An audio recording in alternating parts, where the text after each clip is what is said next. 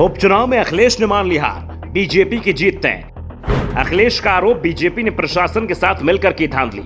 आधा दर्जन बूथों पर बीजेपी उम्मीदवार के समर्थकों ने किया कब्जा। कई बूथों पर मुस्लिमों को वोट डालने से रोकने का भी बीजेपी पर आरोप। क्या अखिलेश यादव ने बीजेपी के आगे मान ली है हार? यूपी में हुए विधानसभा के उपचुनाव में बीजेपी को मिल रही है जीत। गोला गोकर्णनाथ सीट पर क्या होगा परिणाम? क्या मुलायम सिंह के निधन के बाद हो रहे चुनाव में सपा को मिलेगा मतदाताओं की सहानुभूति का लाभ, या फिर बीजेपी उम्मीदवार मान ले जाएगा मैदान? गोला गोकर्णनाथ में वोटिंग पूरी हो चुकी है। करीब 60% मतदान हुआ है। इंतजार काउंटिंग का हो रहा है। 6 नवंबर को सुबह 8 बजे काउंटिंग होनी है और उसी दिन शाम तक परिणाम भी आ जाएंगे। वोटिंग होते ही बीजेपी और सपा ने अपनी अपनी जीत का दावा भी कर दिया।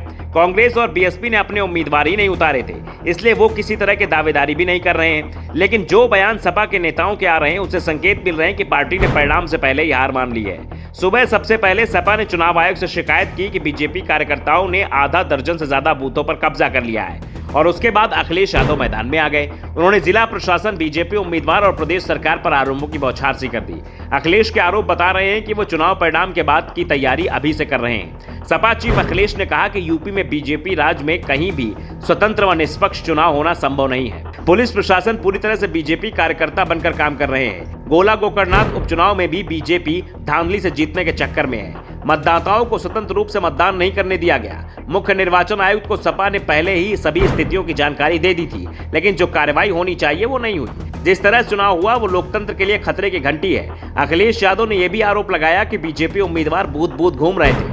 उनकी गाड़ी में लिफाफे भरे हुए थे और लिफाफे में पैसे रखे हुए थे। वो लिफाफे बूथों पर पहुंचकर बांट रहे थे। चुनाव आयोग से शिकायत की, लेकिन बीजेपी उम्मीदवार की गाड़ी की तलाशी नहीं हुई।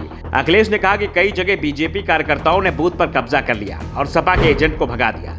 जहां सपा के पक्ष में मतदान होता दिख रहा था, वहां पुलिस ने लाठीचार्ज कर दिया। रामपुर गांव में पुलिस के दबाव के चलते मतदान बहुत देर तक रुका रहा। अखिलेश ने कहा कि निष्पक्ष चुनाव कराना चुनाव आयोग की जिम्मेदारी है, लेकिन आयोग गोला गोकर्णनाथ सीट पर अपनी जिम्मेदारी को नहीं निभा पाया, जो आयोग की साख पर सवाल उठा रहा है। अखिलेश के आरोपों को बीजेपी ने सिरे से खारिज कर दिया। गोला गोकर्णनाथ सीट से बीजेपी उम्मीदवार अमन गिरी ने दावा किया कि उन्हें बड़ी जीत मिलेगी। इसी साल हुए विधानसभा चुनाव में अरविंद गिरी ने सपा के विनय तिवारी को करीब 30,000 वोटों से हराया था। 2017 में भी इन दोनों के बीच ही मुकाबला हुआ था। उस समय अरविंद गिरी ने विनय तिवारी को 55,017 मतों से अंतर से मात दी थी, और अब अमन गिरी का दावा है कि उनकी जीत इससे भी बड़ी होगी। अमन गिरी ने अखिलेश यादव के सभी आरोपों को खारिज कर दिया है। उल्टा उन्होंने कई बूथों पर सपा कार्यकर्ताओं के मतदाताओं को डराने और धमकाने की बात कही है, लेकिन प्रशासन की सक्रियता के चलते सपा की दाल नहीं कर पाई। ऐसे में सवाल उठ रहे हैं कि अखिलेश यादव ने मतदाताओं के रुझानों को देखते हुए पहले ही हार मान ली है, और इसलिए हार को लेकर वो पहले से ही उसकी जिम्मेदारी चुनाव आयोग और जिला प्रशासन पर डालने की तैयारी कर चुके हैं। Bureau report, the such India.